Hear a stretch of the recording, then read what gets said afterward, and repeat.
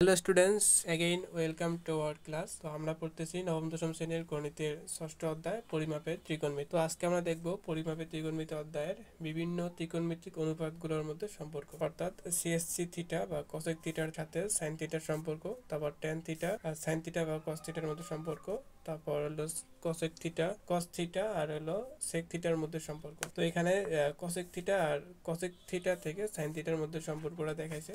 তো আমরা দেখাবো সাইন থিটা থেকে কসেক থিটার মধ্যে সম্পর্ক। তো একই জিনিস, শুধু জিনিসটা বিপরীতে। তো আমরা জানি sign theta is equal to হলো বিপরীত বাহু ভাগ হলো অতিভুজ। তো আমি উভয় বাহুকে উভয় লব এবং হরকে বিপরীত বাহু দ্বারা ভাগ দিব। তাহলে বিপরীত বাহু ভাগ হলো বিপরীত বাহু।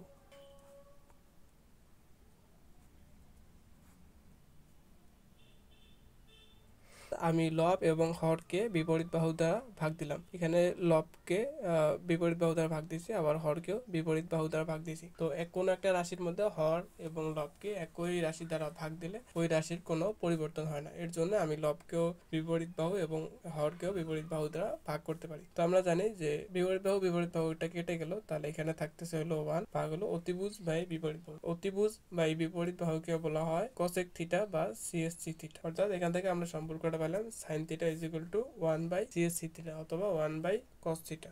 তাহলে লিখতে পারি আমি sine theta is equal to হলো 1 বাই সিএসসি থিটা, অথবা এখান থেকে আলাদাভাবে যদি লেখা যায় সেটা হলো সিএসসি, এটার দিকে নিয়ে গেলাম, এটার দিকে নিয়ে এসে যদি, তাহলে CSC theta is equal to হলো 1 বাই সাইন থিটা। তো যদি আরেকবার যদি বলি সামারি, আমরা জানি সাইন থিটা ইকুয়াল টু হলো বিপরীত বাহু ভাগ অতিভুজ। তো আমি লব এবং হরকে বিপরীত বাহু দ্বারা ভাগ দিলাম।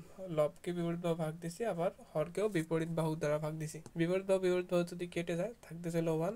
আর অতিভুজ বাই বিপরীত বাহুকে আমরা জানি সিএসসি থিটা অথবা কসেক থিটা, অর্থাৎ সাইন থিটা আর সিএসসি থিটার মধ্যে সম্পর্ক পাইলাম হলো sine theta is equal to 1 by CSC theta বা 1 বাই কসেক থিটা, আর CSC theta is equal to 1 by sine theta, অর্থাৎ cosec theta is equal to 1 by sine theta.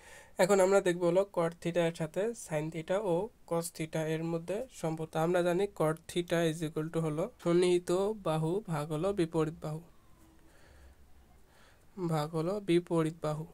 আমরা জানি সন্নিহিত বাহুকে বলা হয় হলো ভূমি, আর বিপরীত বাহুকে বলা হয় হলো লম্ব। অর্থাৎ কট থিটা ইকুয়াল টু হলো ভূমি বাই লম্ব অথবা সন্নিহিত বাহু বাই হলো বিপরীত বাহু। তো আমি লব এবং হর উভয়কেই অতিভুজ দ্বারা ভাগ দিব। সন্নিহিত বাহু ভাগ অতিভুজ ভাগ হলো বিপরীত বাহু ভাগ অতিভুজ ভাগ অতিভুজ। তো আমরা জানি সন্নিহিত বাহু ভাগ অতিভুজকে বলা হয় কস থিটা। সন্নিহিত বাহু ভাগ অতিভুজকে বলা হয় কস থিটা, আবার বিপরীত বাহু ভাগ অতিভুজকে বলা হয় হলো সাইন থিটা। অতএব এখান থেকে আমরা লিখতে পারি কট থিটা ইজ ইকুয়াল টু হলো কস থিটা বাই হলো সাইন থিটা। তো জিনিসটা দেখো আরেকবার, আমরা কট থিটা এর সাথে সাইন থিটা এবং কস থিটা এর মধ্যে সম্পর্ক নির্ণয় করব। তো কট থিটা এগুলো জানি সন্নিহিত বাহু বা ভূমি ভাগ হলো বিপরীত বাহু ভাগ লম্ব। তাহলে আমি লব এবং হর উভয়কে অতিভুজ দ্বারা ভাগ দিব। তাহলে সন্নিহিত বাহু ভাগ অতিভুজ বিপরীত বাহু ভাগ অতিভুজ। তো আমরা জানি সন্নিহিত বাহু ভাগ অতিভুজকে বলা হয় কস থিটা, আর বিপরীত বাহু ভাগ অতিভুজকে বলা হয় সাইন থিটা। অর্থাৎ কট থিটা আর সাইন থিটা কস থিটার মধ্যে সম্পর্ক পেলাম কট থিটা ইজ ইকুয়াল হলো cos theta by sine theta. তো এখান থেকে আমরা একই নিয়মে যদি করি তাহলে ট্যান থিটার মধ্যে সম্পর্ক যেটা পাবো সেটা হলো সাইন থিটা ভাগ হলো কস থিটা। অর্থাৎ ট্যান থিটা আর কস থিটা পরস্পর বিপরীত। তোমাদের এটা বইয়ে দেওয়া আছে, দেখে নিতে পারো। তাহলে আমরা সম্পর্ক পেলাম cot theta equal to cos theta by sine theta, আর tan theta is equal to sine theta by cos theta. তো এখন আমরা দেখবো হলো কস থিটা ও সেক থিটা এর মধ্যে সম্পর্ক। আমরা জানি কস থিটা ইজ ইকুয়াল টু হলো সন্নিহিত বাহু ভাগ হলো অতিভুজ। তো আমি লব এবং হর উভয়কেই সন্নিহিত বাহু দ্বারা ভাগ দিব। তাহলে সন্নিহিত বাহু ভাগ সন্নিহিত বাহু ভাগ হলো অতিভুজ ভাগ সন্নিহিত বাহু।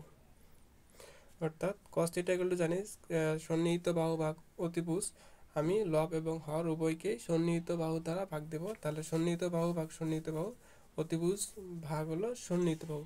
তো সন্নিহিত বাহু কেটে গেল, তাহলে থাকতেছে হলো 1, আর অতিভুজ ভাগ সন্নিহিত বাহু এটাকে বলা হয় সেক থিটা।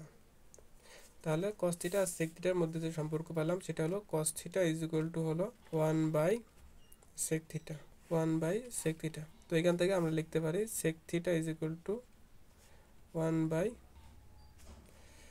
তাহলে এই ক্লাস থেকে যে সম্পর্কগুলো পেলাম যদি আমি প্রথম থেকে একবার রিভিউ করি, তাহলে দেখো সাইন থিটা আর কসেক থিটা বা সিএসসি থিটার মধ্যে সম্পর্ক হলো sine theta is equal to 1/সিএসসি থিটা, অথবা CSC theta is equal to 1/সাইন থিটা। তারপর কট থিটা ইকুয়াল টু হলো cos theta by sine theta, এবং tan theta is equal to হলো sine theta by cos theta. এরপর আসলে হলো কস থিটা আর সেক থিটার মধ্যে সম্পর্ক, তাহলে cos theta is equal to 1/সেক থিটা, আবার sec theta is equal to 1/কস থিটা। তো এই যে সম্পর্কগুলো আছে এই সম্পর্কগুলো একদম মনে রাখতে হবে, কারণ অঙ্ক করার সময় বা ম্যাথ সলিউশন করার সময় এই সূত্রগুলো বা এই সম্পর্কগুলো অবশ্যই লাগবে। তো এগুলো একদম মনের মধ্যে গেঁথে নিতে হবে, একদম মুখস্থর মতো রাখতে হবে। তো আজকের ক্লাস এতটুকুই, ওয়েট ফর নেক্সট ক্লাস।